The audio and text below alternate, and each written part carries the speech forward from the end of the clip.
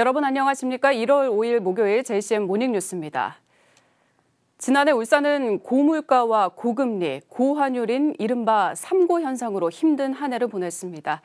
어제 울산 상공회의소 주최로 신년 인사회가 열렸는데 울산 경제, 미래로 힘차게 나아가자는 슬로건을 발표하고 지역경제 재도약에 다짐했습니다. 보도에 김나래 기자입니다. 울산은 지난해 원자재 가격 급등과 주요국의 기준금리 상승 등으로 경제적인 어려움에 시달렸습니다. 이런 상황 속에서도 조선업계는 수주 호황을, 자동차와 석유화학업계는 대규모 투자를 통한 사업 확장으로 위기에 대비했습니다. 울산 상공회의소 주최로 3년 만에 열린 신년 인사회. 미래로 힘차게 나아가는 울산경제라는 슬로건을 내걸고 힘찬 경제 제도약을 다짐했습니다. 이윤철 울산상의 회장은 기업이 불황 이후의 미래를 대비한 투자를 펼쳐야 하고 노사는 상생과 협력으로 위기를 극복해 줄 것을 당부했습니다. 새로운 경제 개발에 한 발 앞서 대응하면서 울산의 지속 가능한 성장을 위해 필요한 과제들을 신속하게 해결하고 우리 기업이 어려울 때 힘이 될 수 있는 든든한 후원자가 될 수 있도록 최선의 노력을 다하겠습니다. 김두겸 울산시장은 울산의 위기를 기회로 만들고 기업하기 좋은 도시를 만드는 데 행정력을 집중하겠다고 밝혔습니다. 일자리라든지 또 그를 위한 사람이 끓고 기업이 들어서고 경제가 활성화되면은 그것도 내수시장이 형성된다면은 자연적으로 우리가 갖춰야 될 이 근본적인 기본적인 인프라를 갖춰야 되지 않겠습니까? 거기에 따른 도시 재정비를 해나갈 겁니다. 또 지역 내 소비와 생산의 선순환 구조를 통해 울산 시민의 행복 지수를 높여나가겠다고 말했습니다. 지역 정치권도 울산 경제의 힘찬 도약을 위해 당력을 모으기로 했습니다. 신년 인사회에 참석한 노사민정 모두 울산 경제가 재도약하기를 기원했습니다. JCN 뉴스 김나래입니다. 주택거래 시장이 얼어붙은 가운데 울산 지역의 주택 증여 비중이 크게 높아지고 있는 것으로 나타났습니다. 한국부동산원에 따르면 지난해 11월 울산 주택 거래량 966건 가운데 증여 건수는 123건으로 12.7%를 차지했습니다. 이는 지난 2021년 4월 12.9%의 증여 비중을 기록한 이후 가장 높은 것입니다. 이와 같이 주택 증여 비중이 높아진 것은 주택 가격이 떨어지면서 싼 가격으로 파는 것보다 증여세를 부담하고 자녀들에게 증여하는 것이 유리하다고 판단한 경우가 많아졌기 때문으로 분석됩니다. 부동산 경기 침체 속에 지난달 울산의 청약 경쟁률은 상승하고 청약 미달률은 하락한 것으로 나타났습니다. 부동산 중개 플랫폼 직방에 따르면 지난해 12월 울산의 1순위 청약 경쟁률은 0.3대 1로 11월 0.1대 1보다 올랐으며 청약 미달률은 65.2%로 11월 86.4%보다 하락했습니다. 하지만 이는 전국의 1순위 청약 경쟁률 1.9대 1보다는 낮고 청약 미달률 53.9%보다는 높은 수치로 여전히 울산의 부동산 경기가 얼어있는 것으로 나타났습니다. 현대중공업이 사회협력사 자재대금 917억 원을 설 전에 조기 지급합니다. 조기 지급 혜택을 받는 협력회사는 460여 곳입니다. 현대중공업은 지난해 12월 30일에도 1,000억 원의 자재대금을 530여 개 협력사에 선지급한 바 있어 전체로는 1,917억 원을 조기 지급하는 것입니다. 현대중공업은 경기 침체로 유동성 확보에 어려움을 겪는 협력사를 위해 두 차례에 걸쳐 자재대금을 조기 집행하기로 했다며 협력사와 동반 성장에 적극 나서겠다고 밝혔습니다. 울산시가 올해 1월 1일부터 택시요금을 인상한 데 이어 버스요금 인상도 검토하고 있습니다. 울산시는 현재 현금 기준 성인 1,300원인 시내버스 요금을 1,500원으로 올리는 방안을 검토하고 있는 것으로 알려졌습니다. 울산 시내버스 요금은 지난 2015년 인상 이후 8년째 유지되고 있습니다. 이에 대해 울산시는 지난해부터 버스 요금 인상을 구체적으로 검토하고 있으며 인상 폭은 아직 미정이지만 상반기 중으로 인상을 결정할 예정이라고 밝혔습니다.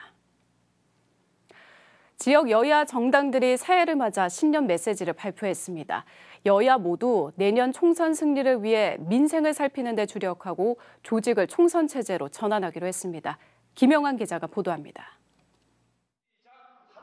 국민의힘 울산시당이 신년 인사회를 열고 울산의 위대한 도약, 대한민국을 이끌어갑니다. 국민의힘과 함께라는 올해 슬로건을 발표했습니다. 민선 8기 울산시정의 성공과 지역경제 재도약을 위해 당력을 모으기로 했습니다. 그러면서 내년 총선에서 울산은 6석 모두 싹쓸이를, 국회는 과반 이상 확보에 노력하겠다고 밝혔습니다. 윤석열 정부의 성공을 위해서는 내년에 치러질 국회의원 선거에서 국민의힘이 반드시 승리하여 과반 의석을 확보해야 합니다. 더불어민주당도 올해 본격적인 총선 체제로 전환합니다. 전체 6석 가운데 3석을 목표로 잡았습니다. 현재 6만 7천여 명인 당원을 10만 명까지 확대할 방침입니다. 또 진보 개혁 세력과의 단합에도 적극 나서겠다는 입장입니다. 울산 국회의 의석 6석 중 3석을 목표로 2024년 선거 전략을 수립하고자 합니다. 진보당 울산시당도 다음 달 중으로 총선 기획단을 구성하는 등 본격 총선 체제로 전환하기로 했습니다. 원내 진출을 위해 울산에서 1석 이상 당선을 목표로 정했습니다. 노동자와 서민의 삶을 챙기는 민생정당으로 자리 잡고 주민의 직접 정치 실현에 주력하기로 했습니다. 울산에서 반드시 1석 이상 당선될 수 있도록 모든 역량을 쏟아붓고 진보정치 대단결로 총선 승리의 교두보를 마련하겠습니다.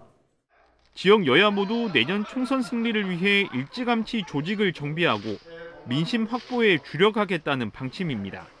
JCN 뉴스 김영환입니다. 더불어민주당 울산시당이 최근 울산복지가족진흥사회서비스원 원장에 임명된 정천석 원장에 대해 탈당 권고 결정을 내렸습니다. 이선호 더불어민주당 울산시당 위원장은 최근 지역위원장들과 가진 조찬 모임에서 정 원장에 대해 탈당을 권고하기로 의견을 모았다고 밝혔습니다. 이 위원장은 복지가족진흥사회서비스원은 여성가족개발원과 사회서비스원의 통폐합으로 만들어진 기구로 민주당이 꾸준히 반대 입장을 밝혀온 사안이라며 정 원장이 탈당 권고를 받아들이지 않을 경우 윤리위원회 개최를 검토하겠다고 말했습니다. 내년 4월 5일에 치러지는 울산교육감 보궐선거에서 중도 성향 인물로 거론되고 있는 오흥일 전 울산시 체육회 사무처장이 어제 출판 기념회를 열었습니다. 오 전 처장은 어제 울산 시티 컨벤션에서 오흥일의 세상 읽기 출판 기념회를 가졌습니다.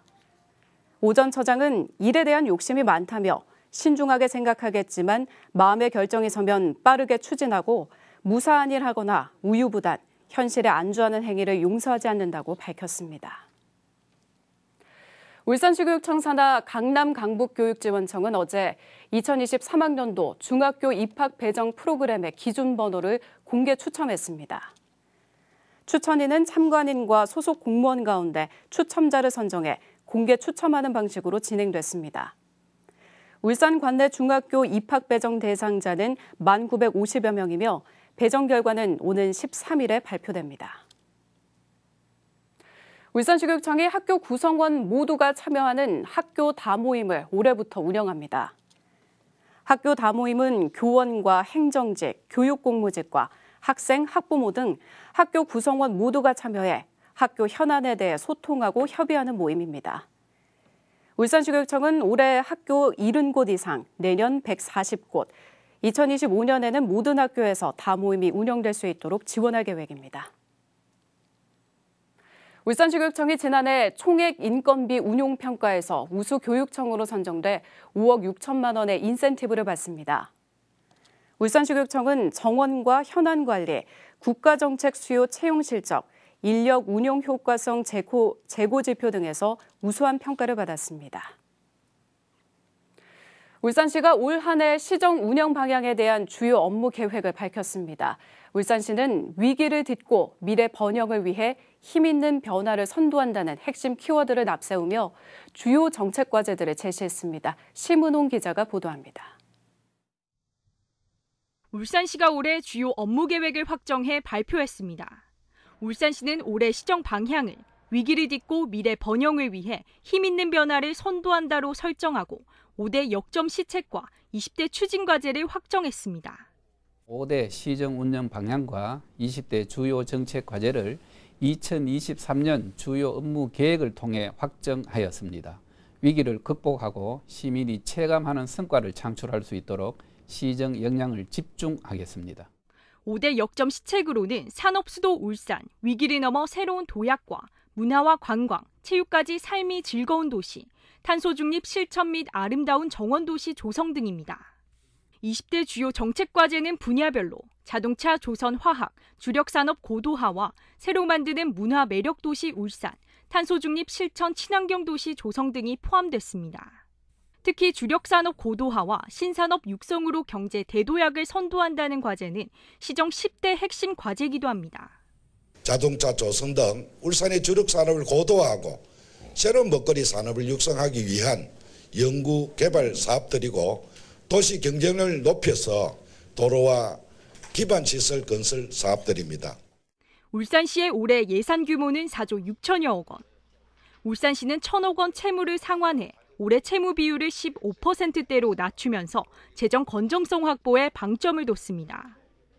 넘쳐나던 울산시의 곳간도 지금은 비다 못해 빚더미에 올라와 있습니다.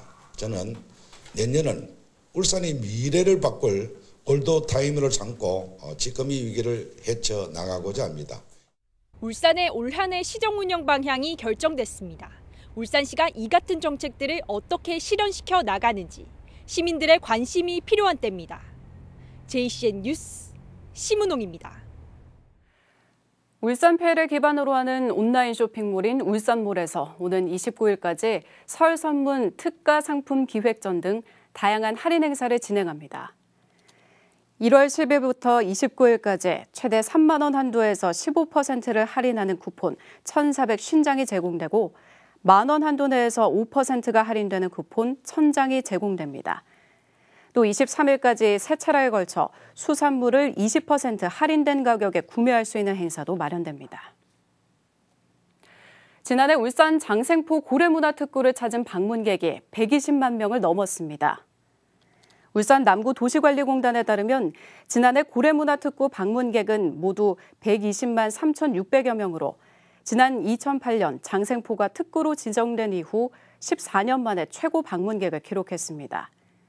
특히 지난해 방문객이 크게 늘어난 것은 인기 드라마 방영과 대면으로 개최된 고래축제, 호텔과 연계한 체류형 관광상품 등의 영향을 받았으며 웰리 키즈랜드와 맘카페 등도 인기를 끌고 있기 때문인 것으로 분석됩니다.